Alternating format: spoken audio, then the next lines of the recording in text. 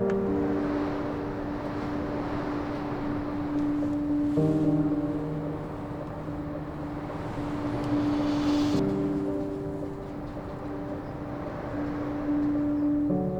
if for the last 150 years we've been doing discipleship all wrong? It's estimated that around 7,000 churches close in America each year. It's estimated that around 1,500 pastors leave the ministry each year due to moral failure, strife, or burnout. It's estimated that only 10% of a given congregation are living as active disciples of Jesus. Something's got to change. It maybe is generational. The way the churches that I grew up was pretty legalistic. Do's and don'ts, folks checking up on your do's and don'ts, and felt a little burdensome. I had some ideas about God, that he was this angry judge waiting to curse me when I did things poorly and bless me when I did things correctly. So life was pretty much with God was something of a performance-based narrative, if you will. Well, my story is I'm a Christian who happens to be a basketball coach. I began coaching and at a high school and teaching, and then was a Christian the whole time, but never really understood how that fitted with my faith. I am a dentist, and I tried after dental school all sorts of different things to get myself to pray as much as I thought I should, or read the Bible as much as I thought I should. And when I saw the initial information about Apprentice, I thought, oh cool, this will be something that'll be a really high commitment, and there'll be a lot of accountability, and it'll help me really get my act together. And it didn't work at all. I was probably more of a worrier, more overwhelmed and hopeless at times. I'm going to call my family dysfunctional. So my father had an alcohol addiction, and he was scary. Big, loud, yelling matches, and it just was fearful, very fearful. Since I didn't really do any of those bad things, that then the more good things I did, maybe I could win a national championship, or the Lord would kind of keep up with that. And so I kept trying to, just build up my resume for the Lord so I could be this big shining Christian for Him. Part of the reason that we've missed the whole point is that the church has become captive to what I call the ABCs of church success. We define the success of a church on the basis of attendance, building, and cash. We look at a church and say, oh, how many people go there? Look at their beautiful building. Look at the money they have to do all these things. So it's like if they have people and buildings and cash, those ABCs, we think, oh, that's a successful church. Maybe not.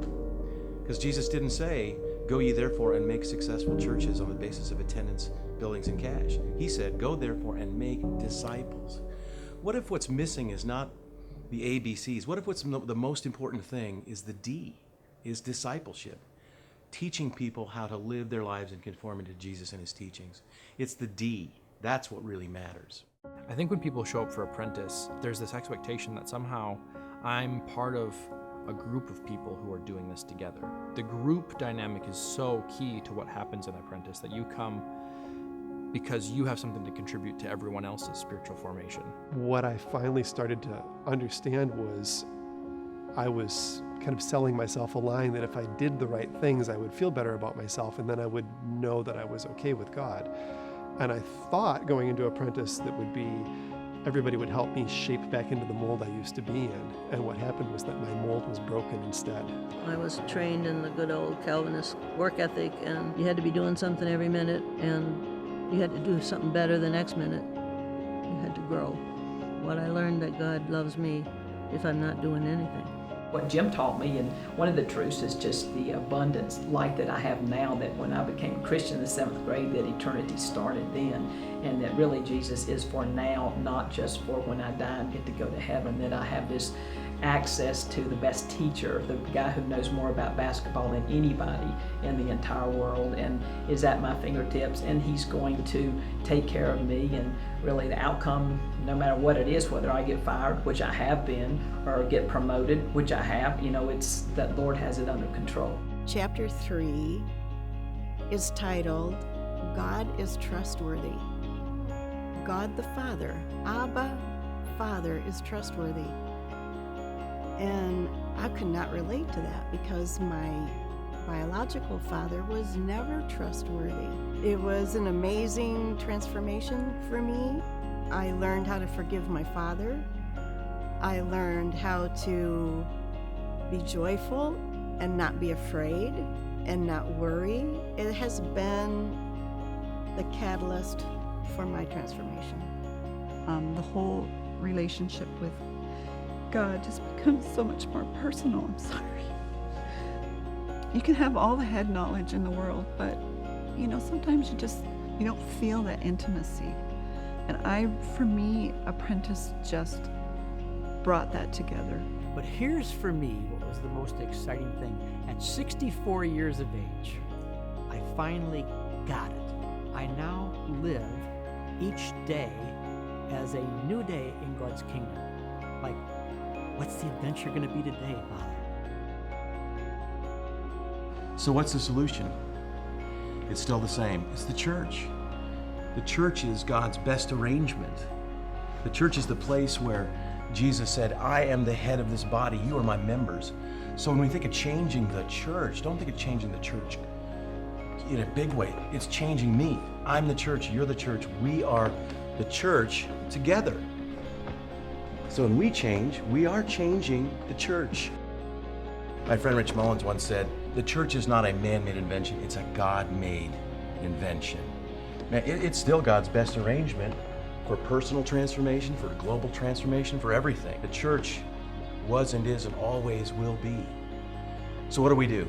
We gather a band of brothers and sisters who say, I want to not just be a church member, I want to live as an apprentice of Jesus. Will you be that change? Will you accept the invitation to live as Jesus' apprentice? Man, if so, there's nothing in the world to compare.